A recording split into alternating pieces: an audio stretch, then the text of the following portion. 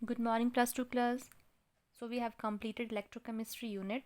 Every year, either 2 or 3 marks question come from numerical portion from this unit ना, ठीक है. So there is a need to recapitulate the formulas. तो हमने वो formulas जो हैं, ठीक है, आज हम कुछ न्यूमेरिकल्स डिस्कस करेंगे. और सबसे पहले मैंने यहाँ पे कुछ फॉर्मूलेज लिखे हैं, ठीक है. आपने भी ऐसा ही करना है. At the end of your unit you have to just write down the formulas, जिसके बेस पे हम न्यूमेरिकल्स जो हैं वो सॉल्व करेंगे. ऐसा ऐसा करने से एकदम से नज़र पड़ जाएगी आपकी, और आपको इजी हो जाएगा न्यूमेरिकल्स को, फॉर्मूलेज को रिवाइज करना, ठीक है.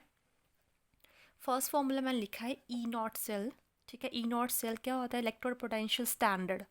E naught cathode minus E naught anode, ठीक है. Secondly we can find out the potential at normal not at standard conditions, ठीक है. ये फॉर्मूला आप लेकिन तभी लगा पाओगे जब आपके पास ई कैथोड भी गिवन है और ई एनोड भी गिवन है. अदरवाइज़ आप ये फॉर्मूला यूज़ नहीं कर सकते. तब उस केस में ई सेल निकालने के लिए हमें एक नया फॉर्मूला जो है, जो कि हमने नर्स्ट इक्वेशन से सीखा है, वो लगाना पड़ेगा हमें, ठीक है. वो भी आप लोगों को आता है लगाने.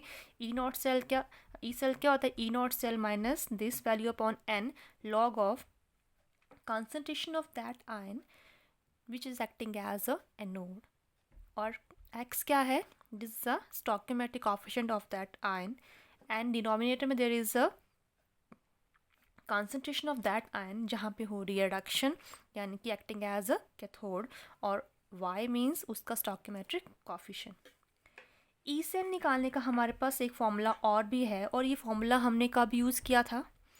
ये हमने पढ़ा था. कंसंट्रेशन सेल्स होते हैं, दे आर, ये वो सेल्स होते हैं जिनमें क्या पढ़ा था हमने कि एक ही टाइप का इलेक्ट्रोड होता है, जिसमें हमने जिंक किया था. तो दोनों इलेक्ट्रोड्स किसकी थी? जिंक की थी.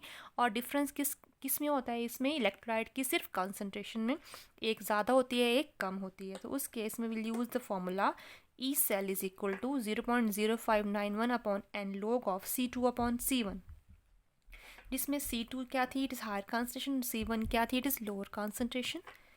फिर डेल्टा जी जो है, it is standard gives free energy change. अगर नॉट लगा दे तो क्या बन गया? स्टैंडर्ड. इसको निकालने के लिए हमारे पास एक फॉर्मूला क्या था? Minus N F E naught cell. और यही अगर डेल्टा जी आपने निकालना है सिंपल कंडीशंस में, स्टैंडर्ड कंडीशंस में नहीं है, तो उस केस में we use the formula minus N F E cell, ठीक है.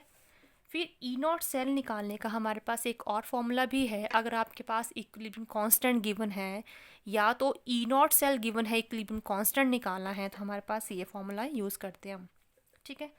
फिर फैराडे लॉ से हमने, फर्स्ट लॉ से ये फॉर्मूला डिराइव किया था.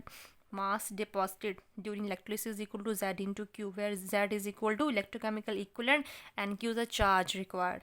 और Q की वैल्यू को हम आगे क्या लिख सकते हैं? I इंटू टी करके. एक फॉर्मूला हमने और पढ़ा था, it is equivalent mass is equal to 96500 into electrochemical equivalent. फिर फैराडे लॉ ने ही बताया था, फैराडे ने ही हमें बताया था कि charge required for electrolysis is always equal to N into F, where N is the number of electrons involved and F is the Faraday's constant here.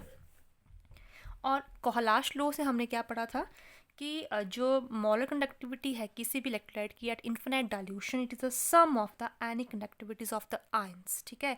And each ion has to multiply with its stoichiometric coefficient present there. और उसके बाद lambda M क्या है? It is a molar conductivity is equal to kappa. What is kappa here? That is specific conductivity into 1000 upon C. 1000 हम कब लगाते हैं? जब आपको concentration is not given in the molarity, मोल पर लीटर में ना गिवन हो, ठीक है. फिर कंडक्टिव, ये जो आपके पास स्पेसिफिक कंडक्टिविटी है, या वो सिंपल बोलते हैं इसको कंडक्टिविटी, स्पेसिफिक कंडक्टेंस जो है, इसको निकालने का फॉर्मूला है हमारे पास और था, G is conductance into G star. What is G star है? It is cell constant here. Clear? तो इन फॉर्मूलाज का यूज़ करके हम आज कुछ न्यूमेरिकल्स प्रैक्टिस करेंगे. So here is the first numerical. Calculate the cell EMF and delta G for the cell reaction at 298 Kelvin for the cell, ठीक है. आपको ना ये सेल गिवन है, ये हमने सेल रिप्रेजेंट किया हुआ है, और आपको सेल का निकालना है cell EMF, that is E cell. And साथ में क्या निकालना है? आपको डेल्टा जी निकालना है. आपको ये जो सेल गिवन है, आप लोगों को पता है, it is a representation of electrochemical cell. यहाँ से हमें पता चल रहा है कि लेफ्ट हैंड साइड में जिंक, देखो जिंक सॉलिड से जिंक आयन में कन्वर्ट हुआ है, ठीक है। और यहाँ पे जिंक आयन की क्या गिवन है मुझे, कंसंट्रेशन। बीच में क्या लगा हुआ है, बीच में हमारे पास लगा है सॉल्ट ब्रिज, ठीक है। और राइट हैंड साइड में हमारे पास कैडमियम आयन है, और जो किस में कन्वर्ट हुआ है, कैडमियम में। तो आपको यहाँ से समझ में आ रहा है कि जिंक की हुई है ऑक्सीडेशन और कैडमियम की हुई है रिडक्शन, ठीक है। यहाँ पे जिंक आयन की भी गिवन है मुझे ई नॉट पोटेंशियल की वैल्यू, और कैडमियम की भी गिवन है मुझे ई नॉट पोटेंशियल की वैल्यू। सबसे पहला काम क्या है इसमें, ई सेल फाइंड आउट करना। अब आपको 298 केल्विन गिवन है। अब देखो एक फॉर्मूला मैंने आपको बताया है ई सेल निकालने का। क्या फॉर्मूला बताया मैंने आप लोगों को, ई सेल में we find out by using the formula E cathode minus E anode. लेकिन इसके मुझे इन दोनों की वैल्यूज़ चाहिए, लेकिन यहाँ पे ये वैल्यूज़ गिवन नहीं है, तो ये फॉर्मूला तो हो गया कैंसिल।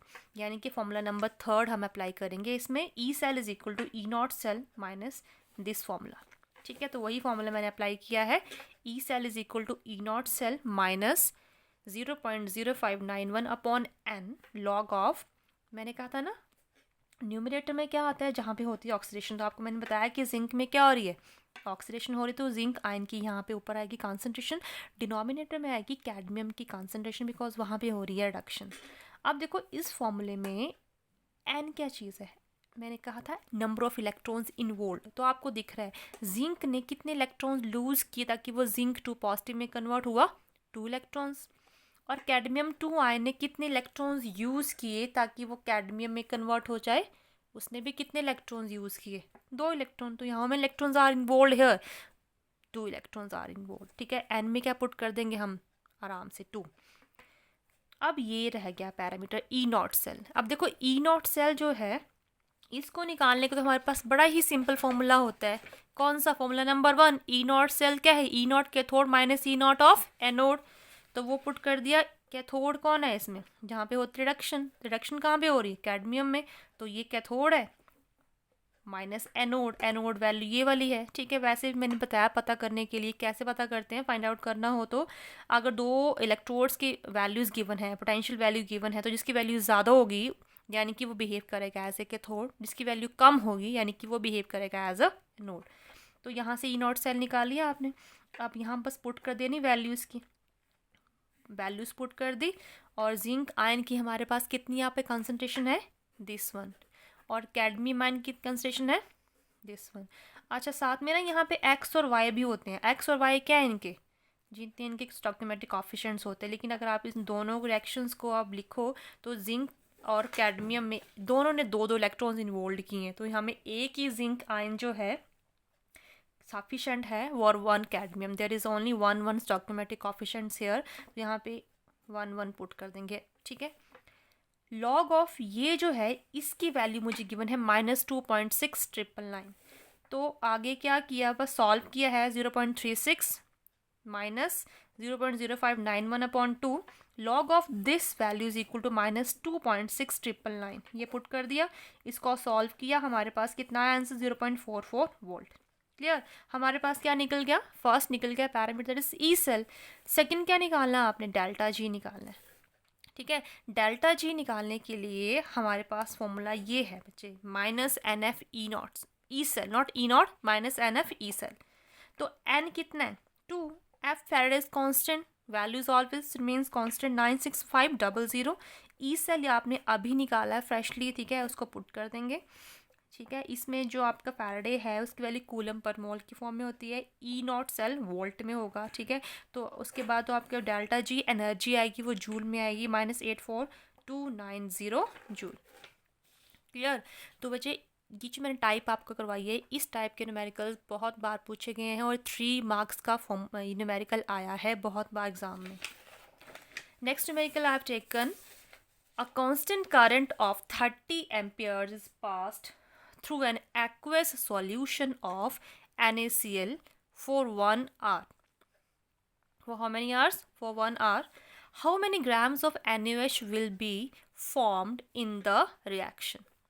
ठीक है, ठीक है। न्यूमेरिकल में क्या बोल रहा है, एक तो आपको यहाँ पे कहा गया है कि we having a electrolytic cell और हमने उसमें ले रखा है एक्वेस NaCl यानी कि NaCl प्लस वाटर, और वहाँ पे with the help of electrodes हमने क्या करा दी, प्रोसेस ऑफ इलेक्ट्रोलिसिस करवा दी। तो कहता है कि ये प्रोसेस, हमने इस प्रोसेस में जो करंट पास किया है वो कितना एम्पेयर किया है, 30 एम्पेयर किया है, और ये हमने 1 आवर के लिए 30 एम्पेयर करंट पास किया। उसके बाद जाके हमारे पास क्या यहाँ पे मिला है NaOH। तो कहते हैं बताओ कितना अमाउंट मिला मुझे NaOH का। तो सबसे पहले NaOH आया कहाँ से, आपने तो NaClOH2 लिया। तो आप लोगों को मैं बता दूं कि NaCl प्लस H2 वो जब डालोगे आप, एक आप लोगों को पता है हाइड्रोजन गैस मिलती है, एक क्लोरीन गैस मिलेगी।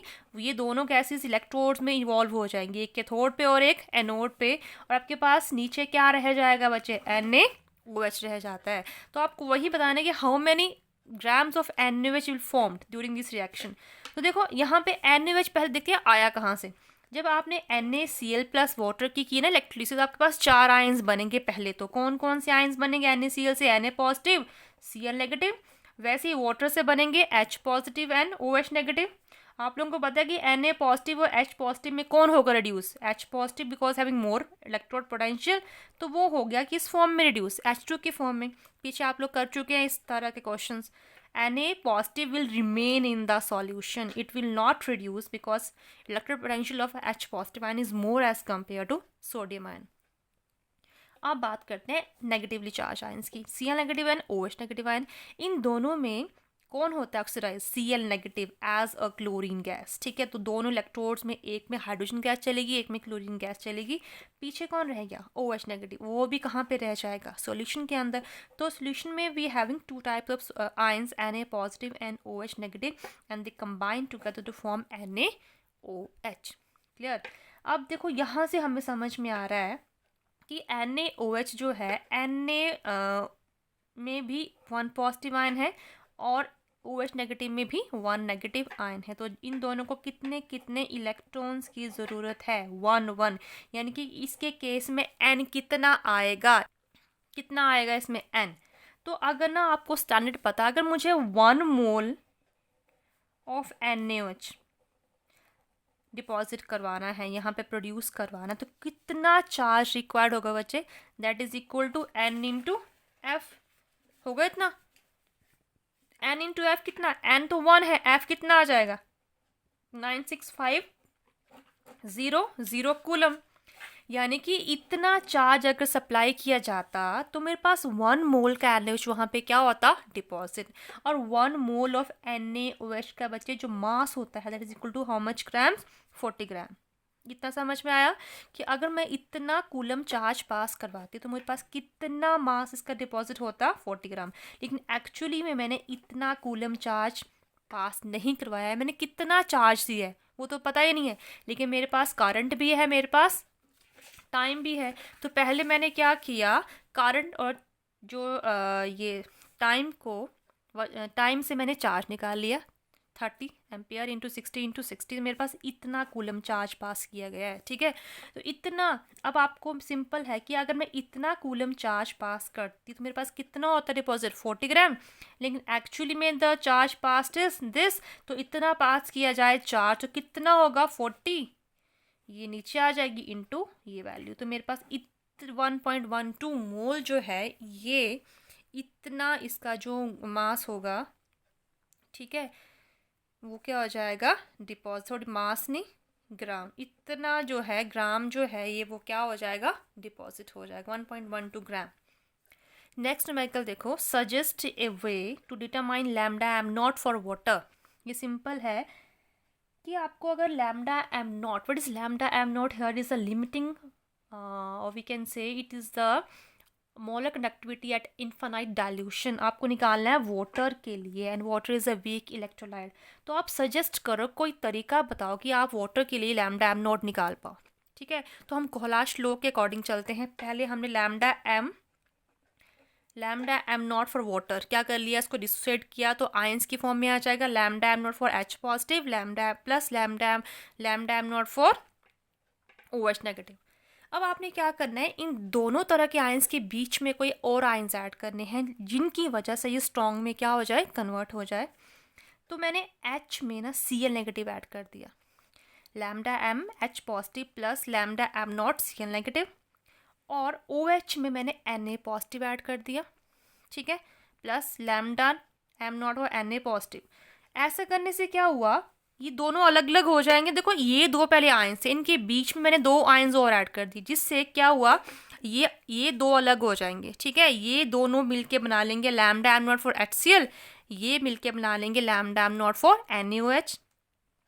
And to undo the effect, to neutralize the effect, आपको क्या करना पड़ेगा, जो आपने ऐड किया उसको माइनस भी करना पड़ेगा ना। तो आपने माइनस ऐड क्या किया है, NaCl ऐड किया एक्चुअली, आप Na lambda M not of Na plus lambda naught Cl, तो आपने इसको माइनस भी कर दिया, साथ में ब्रैकेट में लिख लिया lambda M not Na positive lambda M not और Cl negative.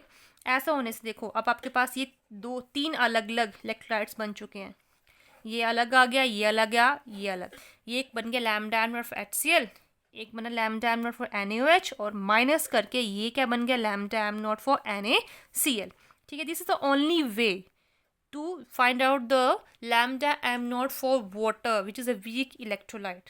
Clear? So as a homework मैं आपको दे रही हूँ, ठीक है, आपका जो NCERT की बुक है electrochemistry exercise question page number 93 है, उसमें क्वेश्चन नंबर 3.8 एंड 3.9, ठीक है, ध्यान सुन लो। 3.8 एंड 3.9 क्वेश्चंस आपने जो है वो सॉल्व करने हैं। इसी के साथ ये इंटेक्स क्वेश्चंस हैं 3.13, write the chemistry of recharging the lead storage battery, highlighting all the materials that are involved during recharging, ठीक है। suggest two materials other than hydrogen that can be used as a fuel in fuel cell, ये, और third explain how rusting of iron is envisaged as a starting up of an electrochemical cell। तो ये तीन questions ये आपने ये conceptual questions है, simple से हैं, और साथ में दो न्यूमेरिकल्स आप लोगों ने करने हैं, ठीक है। दिस योर होमवर्क, और कल आपने मुझे ये सबमिट करने हैं क्वेश्चंस।